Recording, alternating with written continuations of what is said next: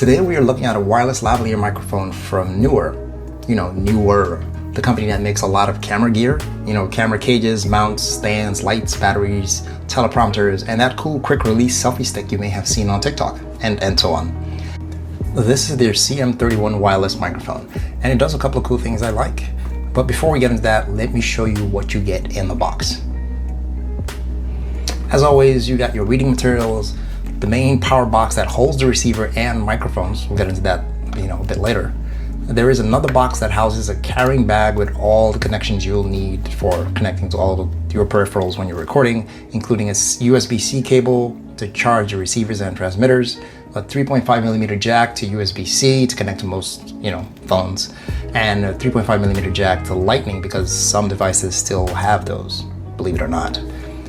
It also has a 3.5mm to 3.5mm for typical camera setups, and a couple of dead cats, as in wind blockers. If there are really dead cats in here, that would be a very interesting unboxing. Moving on. Now in the mic and receiver box, which has the battery included, it's laid out in a typical fashion with the mics on the left and right and the receiver in the middle.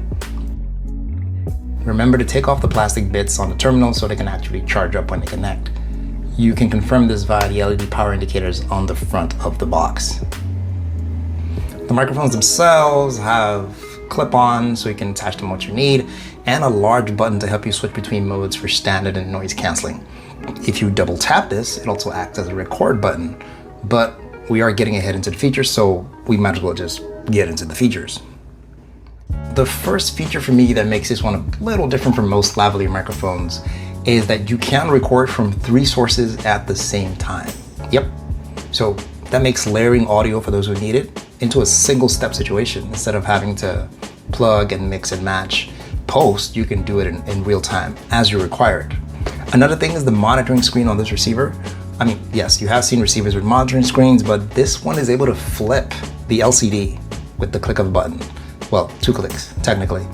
And it seems like a small thing, but if you're a one-man band and you will end up with, basically you will end up on both sides of the camera, it saves you the pain of having to look at the feed upside down, which I think is pretty cool. Not bad. Okay, this next feature is not entirely unique, but again, convenient. You can record straight to the receiver in a pinch. So if you don't have storage or you just don't have anywhere to record to, double click the transmitter and the receiver has 8 gigs of storage, so it can be a lifesaver in an emergency situation. In terms of range, it does pretty well, up to 980 feet of transmission. What I liked during my testing is that even when I turned my back to the receiver, it was still able to transmit, which seems to be the limitation on some other lavalier microphones because your body tends to get in the way of the signal and can cut off. But that didn't happen, at least in a straight line sight, on my random rooftop testing, as you can see here. Okay, mic check. So this is the test for distance. They say this can supposedly record up to 300 meters. It's about 1,000 feet. Not sure how far this is. Maybe about 300 when I go around. First of all, I want to see if it cuts off when I turn around. Typically, these mics tend to cut off when you back them because your body interferes with the signal. Secondly, I want to see if I make the corner, if the building interferes, and generally see where it cuts out. So I'm gonna keep walking backwards for a while, and I don't know if I don't have a dead cat on this thing, as in a wind breaker, wind protector. I don't know who came up with the idea of dead cat. That's a terrible name. It sounds like you're into dead cats. But anyway, you get what I'm saying. So I don't know if it's cutting off when I turn around, and when I turn around this way.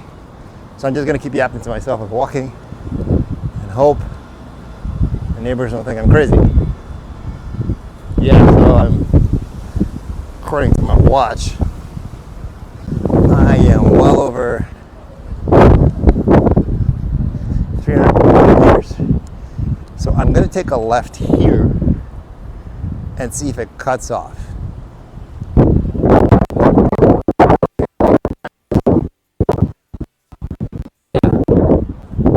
Space, find a bigger space, but at least it's still working clearly. I hope when I check back the footage, I'll see if it cuts off at some point. I'm gonna start to walk back and see how much wind interference. There's a bunch of cars whizzing by. I don't know if you can pick it up, but let me put it in. Oh what's it called? Yeah, ANC. Yeah, so the ANC is on now, and it should be trying to compress background noises, and hopefully it's a whole lot more, well, a bit more quiet. Not sure how well it works, but we'll see. And I'm gonna take it off. ANC again. Okay. So now what I'm gonna do is I'm gonna unplug the microphone and just record for a few seconds so we can have a bearing of what it sounds like. So this is what it sounds like without using the microphone. I'm pretty sure it's crappy. So bottom line, initially I was going to complain about the size of the transmitters since I've been using the Lark, like, you know, you typically see the button size on my chest, which is really small and compact. But I would not compare these because it's not apples for apples. They do have other models from Neewer, like the CM28, which is more about the size of the Lark, if that's more your speed, but you will have to sacrifice the screen on the receiver to mount audio. So go with what works for the situation. So feel free to tell me what you think about the Neewer CM31 lavalier microphone in the comments below, and I will see you in the next one. Peace.